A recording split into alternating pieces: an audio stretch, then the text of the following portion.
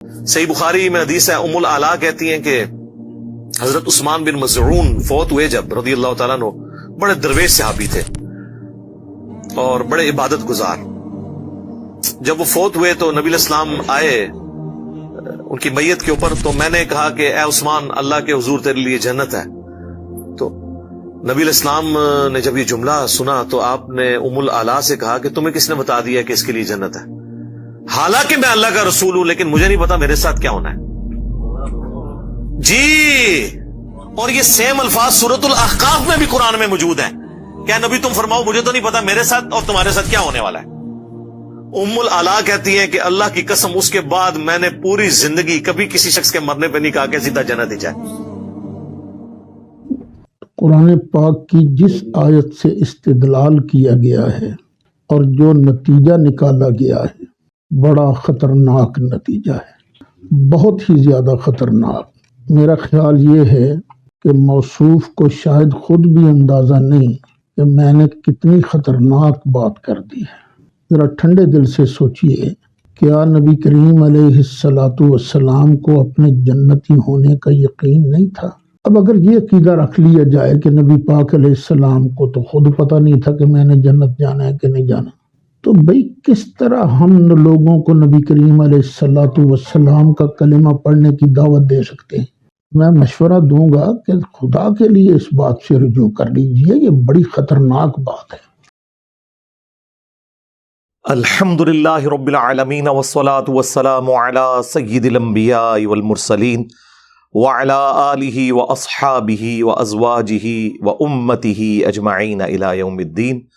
الحمدللہ آج 15 جنوری 2023 کو ہمارا یہ پبلک سیشن نمبر 77 انشاءاللہ منعقد ہونے جا رہا ہے. آپ کے سوالات یہ پرچیوں کی شکل میں میرے پاس آ چکے ہیں، انہیں ہم بعد میں ڈسکس کریں گے. پہلے اس ویک میں ایک کرنٹ افیئر کے طور پر بریلوی مکتب کے بہت بڑے عالم دین فیصل آباد میں، جو اپنے وقت میں بہت بڑے مناظر بھی تھے، 70+ ان کی ایج تھی، مولانا سعید احمد اسعد صاحب رحمہ اللہ تعالی، پچھلے دنوں ان کی ڈیتھ ہوئی ہے 11 جنوری 2023 کو.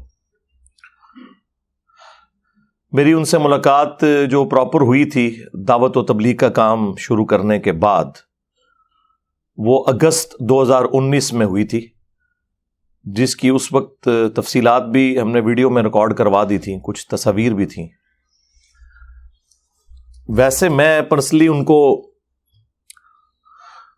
اپنے آپ سمجھ لیں میٹرک کی ایج سے ہی جانتا ہوں، کیونکہ ان کا پیر خانہ جیلم میں ہے، کالا دے گاؤں میں. ان کی بیعت تھی سلسلہ نقشبندیہ مجددیہ کے اندر. ان کے والد صاحب کو بھی خلافت تھی. کوٹلی میں بھی ایک ان کا مزار ہے، ان کے بزرگوں کے سلسلے چل رہے ہیں، اور جیلم کے اندر بھی. تو اس لیے جیلم ان کا وقتاً فوقتاً آنا جانا رہتا تھا. عموماً جو میلاد مصطفیٰ صلی اللہ علیہ وآلہ وسلم کی محافل ربیع الاول کے مہینے میں ہوا کرتی تھی، ان میں 12 ربیع الاول کا جو مین پروگرام ہے اس میں عموماً ان کو بلایا جاتا تھا، کیونکہ وہ بڑے عالم دین تھے. اللہ تعالیٰ بحیثیت انسان جو ان سے غلطیاں ہوئیں ان سے درگزر فرمائے، انہیں نیک کاموں کا اجر عطا فرمائے، ان کے لواحقین کو صبر دے اور اس صبر پہ اجر عظیم عطا فرمائے، آمین. ان کی تقریر تو ہم بڑے غور سے سنا کرتے تھے. اس کی وجہ ہے کہ یہ عموماً ریفرنسز کے ساتھ گفتگو کرتے تھے، جو بھی وہ اپنے دلائل رکھتے تھے ان میں سے ظاہر ہے کہ ساری چیزیں تو غلط نہیں ہیں، کافی ساری چیزیں ٹھیک بھی ہیں.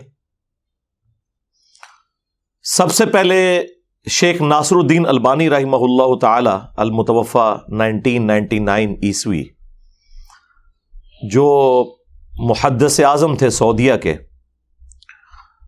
ویسے تو البانیہ سے تھے لیکن سعودیہ میں سیٹل ہو گئے. آج بھی ام القرا یونیورسٹی میں، مدینہ یونیورسٹی میں اکثر لوگ ان کے اسٹوڈنٹس ہیں. پوری دنیا میں ان کا نام ہے. عرب دنیا میں شیخ البانی رحمہ اللہ تعالیٰ اور عجم میں شیخ زبیر علیزئی رحمہ اللہ تعالیٰ، یہ دو بڑے دور حاضر کے محققین ہیں جنہوں نے احادیث کی تحکیم کا کام کیا، اس پہ حکم لگائے اصول محدثین کے اوپر. تو شیخ البانی اس وقت اپنے عروج پہ تھے. 1994 کی میں بات کر رہا ہوں. ڈیتھ تو ان کی 1999 میں ہوئی ہے. جس وقت وہ زندہ تھے اس وقت بھی اللہ تعالیٰ نے انہیں پوری دنیا کے اندر حدیث کے حوالے سے ایک مقام دیا تھا، اور وفات کے بعد تو ظاہر ہے جیسے ٹیکنالوجی عام ہوئی ہے تو زیادہ کھل کے معاملات سامنے آئے ہیں. تو مجھے یاد ہے 1994 میں جب میں ایف ایس سی کا اسٹوڈنٹ تھا تو سید احمد اسد صاحب جیلم آئے ہوئے تھے، اور سب سے پہلے میں نے شیخ ناصر الدین البانی کا نام ان کے ہی منہ سے سنا تھا، مجھے تو پتہ ہی نہیں تھا. اور وہ کہتے تھے کہ وہابیاں دا سب تو بڑا محدث جڑا کسی حدیث نو صحیح کہہ دے تے سارے وہابی کہندے نے صحیح، جس حدیث نو ضعیف کہہ دے سارے وہابی دنیا دے کہندے حدیث ضعیف. یہ جملے مجھے ابھی بھی یاد ہیں پنجابی میں.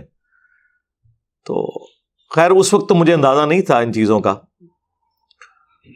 تو وہ شیخ البانی کو کوٹ کیا کرتے تھے اپنے مسلک کی تائید میں. جو احادیث جن پہ تحکیم لگائی تھی صحت کے اعتبار سے شیخ البانی نے، تو وہ کوٹ کرتے تھے کہ شیخ البانی نے اس حدیث کو صحیح کہا ہے.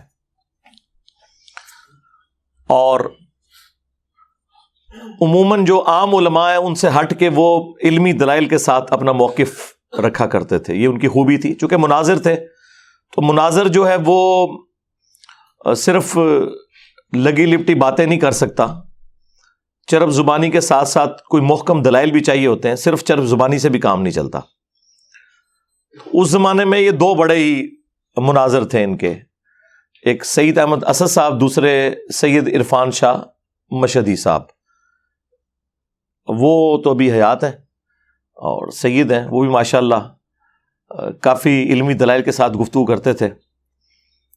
تو اب تو خیر وہ کافی بوڑھے ہو چکے ہیں. تو سید احمد اسد صاحب اس وقت بھی اہل حدیث کے ساتھ، دیوبند کے ساتھ مختلف ٹاپکس کے اوپر مناظرے کیا کرتے تھے، اور اکثر وہ اپنے مخالفین کو اپنے دلائل کے ساتھ پچھاڑ دیتے تھے. اور ظاہر ہے قرآن و سنت کے دلائل سے تو پچھاڑنا ذرا مشکل ہوتا ہے. وہ مار جو کھاتا ہے نا مخالف، وہ اس بات پہ کھاتا ہے کہ تیرے ابے نے بھی یہ لکھا ہوا ہے. اس معاملے میں انہیں ملکہ حاصل تھا، یعنی دیوبند اور اہل حدیث کی مٹی پلید کر دیتے تھے وہ ان کے بزرگوں کی تعلیمات کی روشنی میں. قرآن و سنت خود وہ کتنا مانتے تھے یا ان کے مخالفین کتنا مانتے ہیں وہ آپ کو پتہ ہے. پچھلے دنوں ان کی ایک ویڈیو وائرل ہوئی اور میں نے ارادہ کیا ہوا تھا کہ میں نے اس ویک ان کو آڑے ہاتھوں لینا ہے، سید احمد اسد صاحب کو، لیکن وہ اللہ کو پیارے ہو گئے. اب وہ گفتگو تو میں ضرور اس پہ تھوڑی سی کروں گا، لیکن اس سخت انداز میں نہیں کروں گا، کیونکہ جب کوئی بندہ دنیا سے چلا گیا تو اب وہ اپنا دفاع تو سامنے آ کے نہیں کر سکتا. لیکن یہ میرا شرعی حق ہے کہ رسول اللہ صلی اللہ علیہ وآلہ وسلم کے حوالے سے کوئی شخص مجھ پہ گستاخی کا الزام لگائے تو میں اسے کلیریفائی تو کروں کہ ان کو کسی نے ادھورا کلپ کاٹ کے بھیجا ہے، آؤٹ آف کانٹیکسٹ کوئی بات ان تک پہنچائی ہے اور اس کا وہ جواب دے رہے ہیں. انجینئر محمد علی مرزا کی گستاخی اور بے باکی، یعنی جس شخص نے پوری دنیا کے بڑے بڑے فرقوں کے پچھلے 1000 سال کے بابوں کو صرف اس وجہ سے للکارا ہے کہ ان کی تعلیمات کو وہ شخص اس ہستی کی تعلیمات کے خلاف سمجھتا ہے کہ جس کی قبر مدینے میں ہے صلی اللہ علیہ وآلہ وسلم. اس لیے تو ہم نے یہ نعرہ بلند کیا ہے کہ میرے نبی سا ہے ہی کوئی نہیں، تیرے بابے تھے شے ہی کوئی نہیں. تو جو شخص خود رسول اللہ کے دفاع میں کھڑا ہوا ہے صلی اللہ علیہ وآلہ وسلم اور جینوئنلی کھڑا ہوا ہے، ویسے تو بہت لوگ دعویٰ کرتے ہیں، تو اس کے بارے میں یہ تہمت لگانا یہ بڑی زیادتی والی بات ہے. خیر وہ اب چونکہ دنیا سے چلے گئے تو میں ان کی اس غلطی کو تو ضرور ہائی لائٹ کروں گا احترام کے دائرے میں. باقی جو میں نے جس طرح آپ کو پتا ہے کہ میں آڑے ہاتھوں لیتا ہوں ساروں کو، تو وہ تو اس طرح اس پوزیشن میں نہیں ہو. ظاہر ہے کہ میں بھی اس وجہ سے دکھی بھی ہوں. ان سے اچھا تعلق تھا، محبت کرتے تھے، فون بھی بسا اوقات ان کا آ جایا کرتا تھا مجھے، اور آخری وقت میں وہ کافی حد تک تھنک آؤٹ آف باکس کرنا شروع ہو گئے تھے مختلف مسالک کے حوالے سے. خود وہ کٹری تھے اپنے مسلک میں، لیکن ایٹ لیسٹ تھوڑی سی جو ایک مناظرانہ سوچ کسی زمانے میں ہوتی تھی نا، اس سے نکل کے وہ باقیوں کے سٹیجز پہ بھی جانا شروع ہو گئے تھے، دیوبند کے پاس بھی، اہل حدیث کے پاس بھی. تو انہوں نے میرا ایک کلپ جو ان کو کہیں سے ملا، اڑتا اڑتا، یہ کلپ بازی جو میرے بارے میں کر رہے ہیں نا، ان کے بارے میں بارہا عرض کر چکا ہوں کہ یہ جو چھوٹا سا کلپ ہے نا، اگرچہ اس میں ہی بول رہا ہوں، میری ہی آواز ہے، لیکن وہ میرا کلپ نہیں ہے. میرا کلپ وہ ہوگا جو میرے چینل سے اپلوڈ ہوگا، یا ہمارے کسی اسٹوڈنٹ نے پورے کانٹیکسٹ کے ساتھ اسے اپلوڈ کیا ہے. اس کے علاوہ اگر یہ 5-5, 6-6, 7-7 سیکنڈ کی جو ویڈیوز آتی ہیں، وہ میری ویڈیوز نہیں ہے. اب آپ سوچ رہے ہوں گے کہ میری ویڈیو نہیں ہے، جبکہ ہے ہی وہ میری ویڈیو ہے. اس لیے کہ مجھے بتائیں، کیا قرآن یہ بات ماننے کے لیے تیار ہے کہ قرآن کی یہ آیت ہے، لا تقربوا الصلاۃ، نماز کے قریب مت جاؤ؟ قرآن تو کہے گا کہ میری آیت تو ہے وَأَقِیمُوا الصَّلَاةَ، نماز کو قائم کرو، وَلَا تَكُونُوا مِنَ الْمُشْرِكِينَ، اور مشرک نہ ہو جاؤ. ہم قرآن سے عرض کریں گے کہ نہیں، قرآن میں ہم نے خود پڑھا ہے لا تقربوا الصلاۃ، نماز کے قریب مت جاؤ. تو قرآن کہے گا میری اس طرح کی کوئی آیت نہیں ہے. ہم کہیں گے سورہ نساء میں لکھی ہوئی ہے. تو قرآن پاک کیا جواب دے گا کہ یہ آیت نہیں ہے میری، اگرچہ وہ ٹکڑا ضرور میچ کرتا ہے، لیکن میری آیت ہے لا تقربوا الصلاۃ وانتم سکارا، نماز کے قریب مت جاؤ جب تم نشے کی حالت میں ہو. آپ لاکھ چیخیں کہ پہلا حصہ تو تیرا ہی ہے نا، لیکن قرآن کہے گا میں نے یہ کہا ہی نہیں ہے. قرآن یہ کہنے کے لیے تو لا تقربوا الصلاۃ نہیں بول رہا تھا نا کہ نماز کے قریب مت جاؤ، وہ تو اس لیے بول رہا تھا کہ نشے کی حالت میں ہو تو نماز کے قریب مت جاؤ. لا تقربوا الصلاۃ تو کوئی بھی بول سکتا ہے، ہر کافر بولے گا نماز کے قریب مت جاؤ. قرآن کا جز ہو کے بھی وہ قرآن کی آیت نہیں ہے، اگرچہ قرآن میں موجود ہے.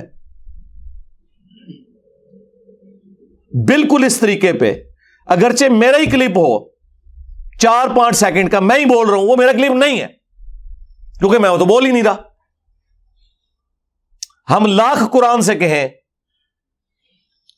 کہ ان اللہ هو المسیح ابن مریم، بے شک اللہ ہی عیسیٰ ابن مریم ہے، یہ قرآن میں لکھا ہوا ہے سورۃ المائدہ میں آیت نمبر 72.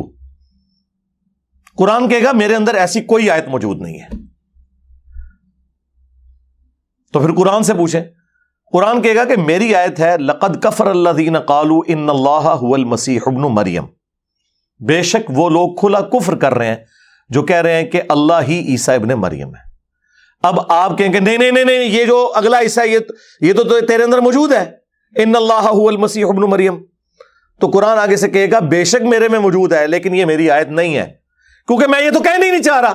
میں تو یہ کہہ رہا ہوں کہ وہ لوگ کافر ہیں جو کہہ رہے ہیں کہ اللہ ہی عیسیٰ ابن مریم ہے. اب آپ کو سمجھ آئی بات کی؟ جملہ تو کوئی بھی بول سکتا ہے. اگر قرآن اپنے جملے سے پیچھے ہٹ جائے صرف اس وجہ سے کہ اسے آؤٹ آف کانٹیکسٹ آپ نے پیش کیا ہے، اتنے حصے کو بھی قرآن اپنی آیت نہیں مانے گا، کیونکہ وہ یہ کہنا ہی نہیں چاہ رہا. اس طریقے سے میں کہنا کچھ اور چاہ رہا ہوتا ہوں، یہ اس میں سے جملہ کاٹتے ہیں آؤٹ آف کانٹیکسٹ اور میرے اوپر گستاخی کا الزام لگا دیتے ہیں. اور یہ یاد رکھیے گا، بسا اوقات میری 3 مختلف سٹیٹمنٹس بھی بیک وقت درست ہوتی ہیں. جس طرح قرآن میں ناسخ و منسوخ کے حوالے سے آیات ہے، یا سچویشن کے اعتبار سے 3-4 مختلف جگہ پہ ایک ہی بات کو مختلف انداز میں بیان کیا جاتا ہے، وہ ساری اپنی جگہ جسٹیفائی ہوتی ہیں. وہ کوئی ہم سے پوچھے گا تو پھر ہم اسے بتائیں گے بھی یہ اس موقع پہ تھا، پھر یوں ہوا، پھر یوں ہوا، پھر یوں ہوا. اس طریقے سے اگر میری کوئی ویڈیو کاٹتا ہے تو میں بتاؤں گا کہ ہاں بھائی یہ اس موقع پہ تھا، یہ اس موقع پہ تھا، یہ اس موقع پہ تھا. یہ ابھی میں تھوڑی دیر پہلے اسٹرانگ روم میں بیٹھا ہوا تھا، مجھے انور بھائی نے ایک کلپ دکھایا ہے، اس میں انہوں نے میری مختلف سٹیٹمنٹس چلائی ہوئی ہیں اور کہہ رہے ہیں دیکھو کیسی غلط بیانی کر رہے ہیں. میں نے پچھلے دنوں کہا کہ میں حضرت معاویہ رضی اللہ تعالیٰ عنہ کے حوالے سے مجھے اتنی ڈیٹیلز کلیئر نہیں تھی جب تک، تو میں پھر کھل کے بیان بھی نہیں کرتا تھا، ظاہر مجھے پتا نہیں تھا، بعد میں نے رجوع کر لیا. اچھا، پھر انہوں نے میرے ایک لائیو سیشن سے ایک کلپ بیچ میں ڈالا ہوا ہے جس میں نے کہا ہے کہ مجھے پہلے بھی یہ باتیں پتہ تھیں لیکن میں نے کبھی کھول کر بیان نہیں کی کیونکہ حالات سازگار نہیں تھے. اور پھر ایک بہت پرانا کلپ جس میں اگرچہ اس میں کہہ رہا ہوں کہ ہم ان کی غلطیوں کو اجتہادی مانتے ہیں لیکن ہم اس کو ڈسکس نہیں کرتے. وہ کہتے ہیں چلو یہ پہلی اور آخری سٹیٹمنٹ تو میچ کر گئی, یہ درمیان میں جو کہہ رہا ہے مجھے پتا بھی تھا تب بھی میں نے بیان نہیں کیا, اور دوسری طرف کہہ رہا ہے مجھے پتا ہی نہیں تھا. جناب یہ ساری سٹیٹمنٹس اپنی جگہ درست ہیں, یہ فیز ہے, مختلف فیزز ہیں. پتا چلنے کے فوراً بعد ریکارڈنگ نہیں کروا دی, حالات و واقعات کا انتظار کیا, اور جب میرے اوپر پریشر آیا تو پھر میں نے وہ ویڈیو ریکارڈ کروائی حضرت معاویہ رضی اللہ تعالیٰ عنہ 15 اہل سنت کے اماموں کی روشنی میں. اس سے پہلے میں اجتہادی غلطی کہتا تھا تو وہ ایک سٹیپ میں نے اس میں طے کیا. تو یہ سٹیٹمنٹس بیک وقت ساری جگہ درست ہیں کہ پہلے پتا نہیں تھا, پھر پتا چلا تو اس میں سے کچھ بیان کیا, کچھ روک لیا اس وجہ سے کہ حالات فیوریبل نہیں تھے, اور پھر جب حالات فیوریبل ہوئے تو اس سے بہتر بیان کیا, اور پھر فائنلی اس چیز کو کنکلوڈ کیا. تو میں اللہ کے فضل سے زندہ ہوں. میں اپنے اسٹوڈنٹس کو کہتا ہوں کہ باقی لوگوں کو تو اللہ نے یہ موقع نہیں دیا. میں نہیں سمجھتا اس پلانٹ ارتھ پہ کوئی بندہ ابھی تک کوئی ایسا گزرا ہے کہ جس کے اوپر کیے جانے والے اعتراضات کے جوابات وہ خود دے کے مرا ہو سوائے میرے. کیونکہ ظاہر اس وقت حالات و واقعات نہیں تھے نا, لوگوں کے سامنے ویڈیوز نہیں بنی ہوئی تھیں کہ پوری دنیا کے سامنے ویڈیوز جاتی ہیں اور پوری دنیا کے لوگ ٹوٹ پڑتے تو یقیناً وہ لوگ بھی اپنی زندگی میں جوابات دیتے. اس میں کوئی میرا کمال نہیں ہے, یہ دور ایسا ہے. لیکن پوری دنیا کے علماء اور ان کے فرقے اسلام کی خدمت یہ سمجھ رہے ہیں کہ مرنے سے پہلے ایک کلپ انہوں نے میرے خلاف ضرور بنانا ہے. لہٰذا مجھے یہ ایج حاصل ہے کہ دنیا میں اللہ کے فضل سے میں وہ خوش نصیب انسان ہوں کہ پوری دنیا جس کی آخرت کی فکر میں لگی ہوئی ہے نا وہ میں ہوں. کہ جی نے یہ غلط کہہ دیا اس پہ رجوع کرے, یہ غلط کہہ دیا اس کے اوپر معافی مانگے, یہ گستاخی ہوگی معافی. اتنے زیادہ کیمرے میرے اوپر فٹ ہے, میرے اپنے اسٹوڈنٹس کے بھی مخالفین کے بھی. لہٰذا مجھے اللہ نے زندگی میں موقع دیا ہے کہ میں اپنے اوپر ہونے والے ہر اعتراض کا جواب دے کے مروں, اور میں دے چکا ہوں الحمدللہ. انجینئر محمد علی مرزا اسٹوڈنٹس کی عدالت میں ریکارڈ ہوا, وہ تو لیٹسٹ پروگرام ہے کچھ عرصہ پہلے. اس سے پہلے بھی وقتاً فوقتاً جو چیزیں آئی وہ میں نے مجلس 50 میرا انٹرویو دیکھ لیں, اس میں نے جو ابھی اعتراضات آنے تھے ان کے بھی جوابات دیے. یہ بھی سعید اسد صاحب سے بات شروع ہوئی رحمہ اللہ تعالیٰ, تو انہوں نے اپنی وفات سے کچھ عرصہ پہلے کلپ اپلوڈ کیا جس میں انہوں نے میرا کلپ چلایا, اور اس کلپ کے اندر کتنی کٹنگز ہیں ان کو خود نہیں خیال آیا کہ یار یہ بندہ اگر یہ بات کر رہا ہے تو کسی کانٹیکسٹ میں بات کی ہوگی. اور میں وہ حدیث صحیح بخاری سے بیان کر رہا ہوں, اور بخاری سے بھی بڑھ کے قرآن کی ایک آیت ہے. وہ اس بحث میں پڑھ گئے کہ قرآن کی یہ آیت جو ہے وہ مکی ہے, اور انجینئر صاحب جو حدیث بیان کر رہے ہیں وہ مدینہ شریف میں ہے. تو اس کی وجہ سے نا یہ اس کے اوپر بیٹھتی نہیں. میرے بھائی جو میں حدیث بیان کر رہا ہوں وہ بخاری کے اندر موجود ہے, میں نے خود لکھی ہوئی ہے. اور دوسرا یہ آپ کو کس نے کہہ دیا کہ مکی آیت اگر کوئی ہو وہ مدینے میں کوٹ نہیں ہو سکتی؟ قرآن کے عقائد تو یونیورسل ٹروتھ ہے, چاہے وہ مکے میں نازل ہو. 2/3 قرآن مکے میں نازل ہوا ہے توحید کے اوپر. تو کیا توحید کے اوپر جو گفتگو ہے وہ مدینے میں کوٹ نہیں ہوگی؟ مدینے میں آپ نے جتنی توحید بیان کرنی ہے مکی قرآن سے ہی بیان کرنی ہے.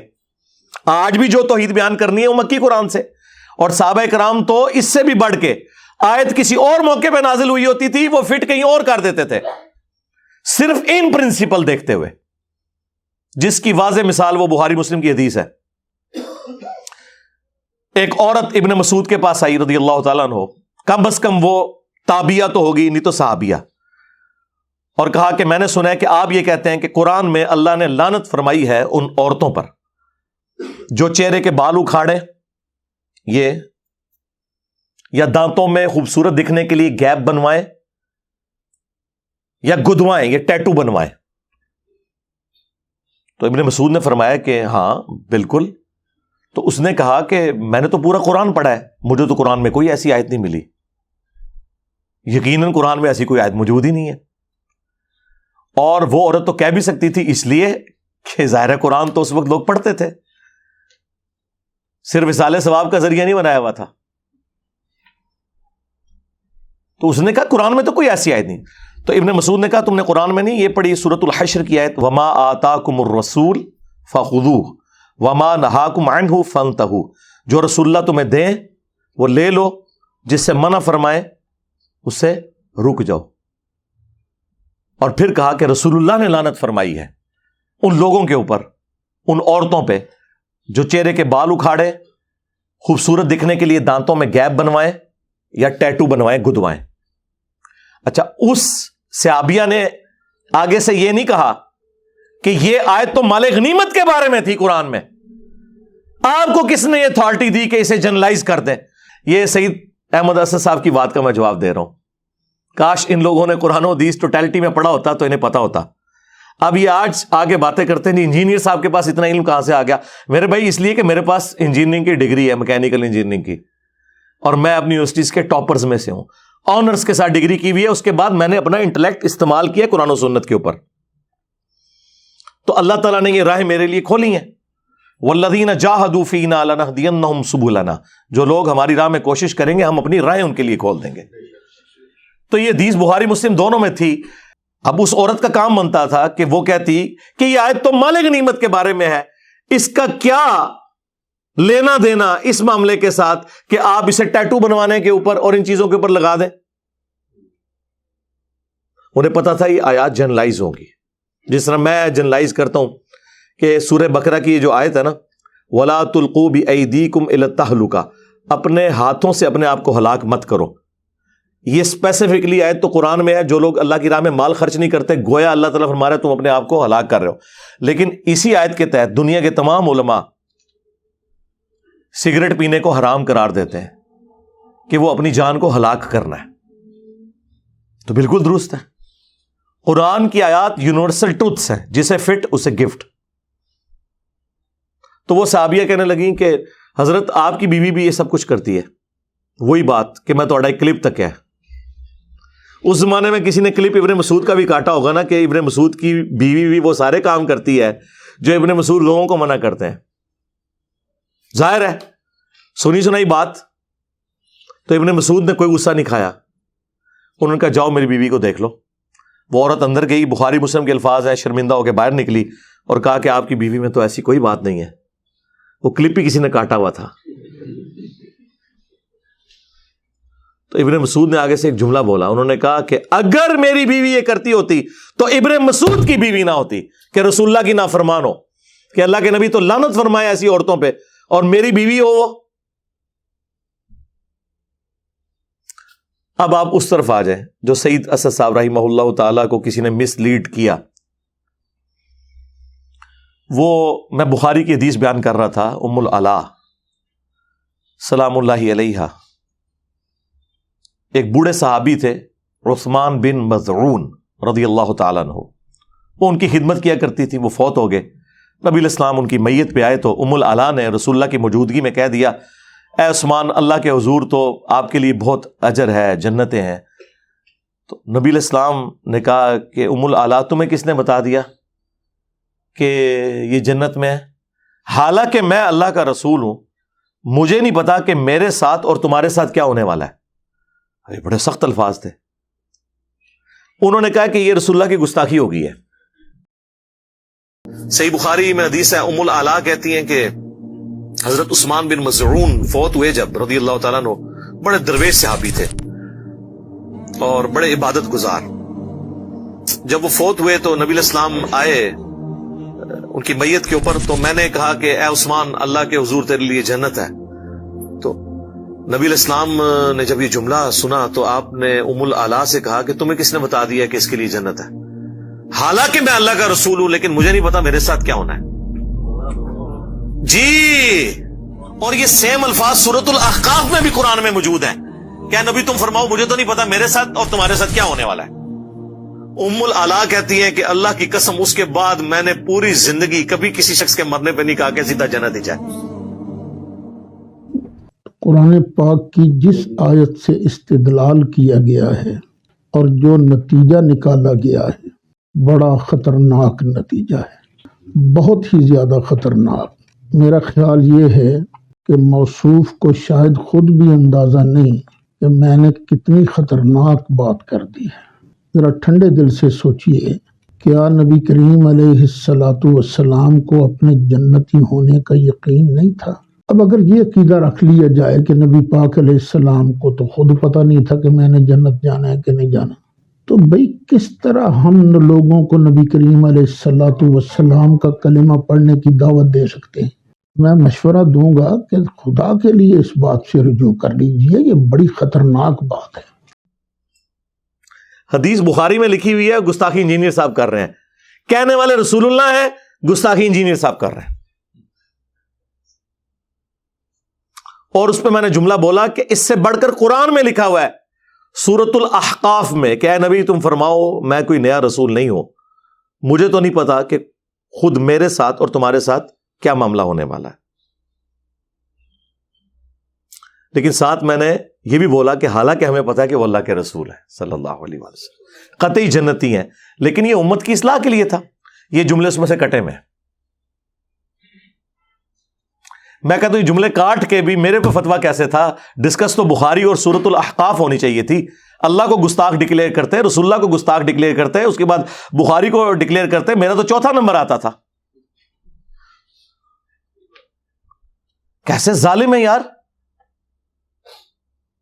اور پتہ نہیں کہ اس طرح کے جملے بول کے کتنے عاشقان رسول کو یہ ورگلا رہے ہوتے ہیں کہ جاؤ جی انجینئر پہ چڑھ دوڑو جا کے، اس بات کے اوپر کہ وہ قرآن بیان کر رہا ہے، احادیث بیان کر رہا ہے۔ ام العلا کہتی ہیں اللہ کی قسم اس کے بعد میں نے کبھی کسی کے لیے نہیں کہا کہ یہ جنتی ہے، اتنا میں ڈر گئی۔ اب مجھے بتائیں جو عبد القادر جیلانی کی طرف منسوب ہے وہ کہتے ہیں میں اپنے سارے مرید ہی جنت میں لے کے جاؤں گا، وہ تو شاہی کوئی نہیں، لے جاؤ بابے اپنے، تو جو آپ نے بنائے میں نٹھو ادھروں، آپ کی وہ فیصلہ آباد کی لینگویج نٹھو۔ اور میرا جو یونیورسٹی کا ایک روم میٹ تھا نا تو وہ کمالیہ کا تھا، تو مجھے کافی ساری وہ پنجابی نا فیصلہ آباد والی بھی اداں تے اداں، ٹھیک ہے، نٹھو، تو یہ سارے ہم تو بولتے ہیں نسو ادھروں، یہ انہوں نے کہانیاں بنائی ہوئی ہیں۔ خیر وہ کچھ دنوں بعد ام العلا نے خواب دیکھا، اس میں انہوں نے حضرت عثمان بن معزون کا ایک چشمہ دیکھا، پھر حضور کو آگے بتایا، آپ نے فرمایا یہ اس کا عمل ہے، یعنی وہ خواب میں غیبی خبر ملی اور اس خواب کی بھی تصدیق وقت کے پیغمبر نے کی، اور پھر کنفرم ہو گیا کہ اللہ تعالیٰ نے انہیں جنت میں بھیجا ہے۔ لیکن الحمدللہ اس پوری حدیث سے ایک عقیدہ کلیئر ہوا ہے۔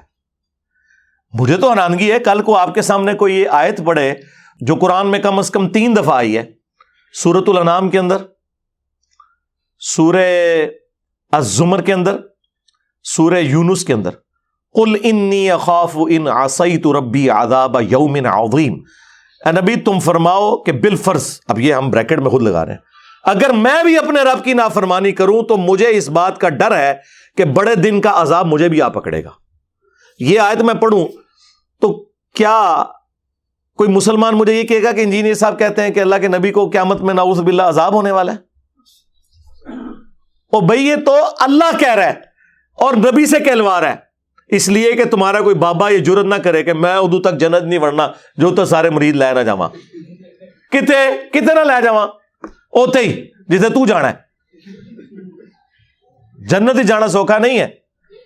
بخاری مسلم دونوں میں حدیث ہے، نبی علیہ السلام نے اپنے ایک ایک رشتہ دار کو مخاطب کیا، جب قرآن کی آیت نازل ہوئی نا کہ اپنے قریبی رشتہ داروں کو ڈر سنائے، سورہ الشعراء کی، تو حضور نے کہا اے نبی کے چچا عباس میرے مال سے جو لینا ہے لے لے، اگر اللہ نے تجھے پکڑ لیا میں اللہ کے حضور تجھے چھڑوا نہیں سکوں گا۔ اچھا عباس تو اس وقت مسلمان نہیں ہوئے تھے، یہاں تو پھر بھی کوئی گنجائش نکلتی ہے، پھر حضور نے اپنی پھوپھی کو مخاطب کیا جو مسلمان ہو چکی تھی، سیدہ صفیہ سلام اللہ علیہ، اے نبی کی پھوپھی صفیہ میرے مال سے جو لینا ہے لے لے، اگر اللہ کے حضور پکڑی گئی تو میں تیرے کچھ کام نہیں آؤں گا۔ اور سب سے بڑھ کر جنتی عورتوں کی سردار جو بخاری مسلم میں ہے، سیدہ فاطمہ سلام اللہ علیہ، اے نبی کی بیٹی فاطمہ میرے مال سے جو لینا ہے لے لے، اگر اللہ کے حضور پکڑی گئی تو میں تیرے کچھ کام نہیں آؤں گا۔ مجھے بتائیں ان آیات اور ان احادیث کے ہوتے ہوئے بابے تے شاہی کوئی نہیں، اندازہ کریں۔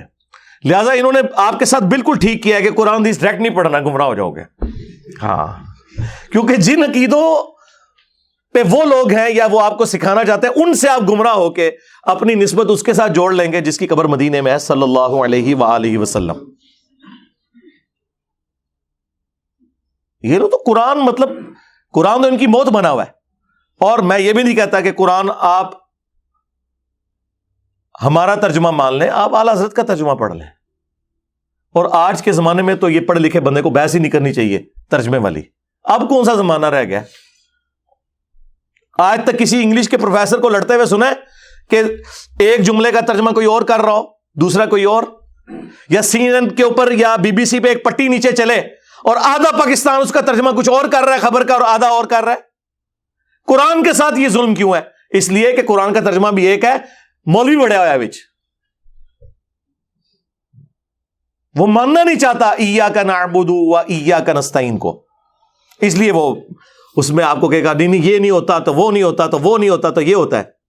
میں نے اکثر یہ آپ کو کہا کہ قرآن میں ایک آیت ایسی ہے کہ اگر وہ آیت آپ کسی چوک میں کھڑے ہو کر بلند آواز سے پڑھیں تو شہادت یقینی ہے. یہ جو لوگ کہتے ہیں نا غلامی رسول میں موت بھی قبول ہے، حرمت رسول پہ جان بھی قربان ہے، تو اگر کوئی واقعی قربان کروانا چاہتا ہے تو قرآن کی یہ آیت اور ترجمہ اعلیٰ حضرت کا پڑھ لے.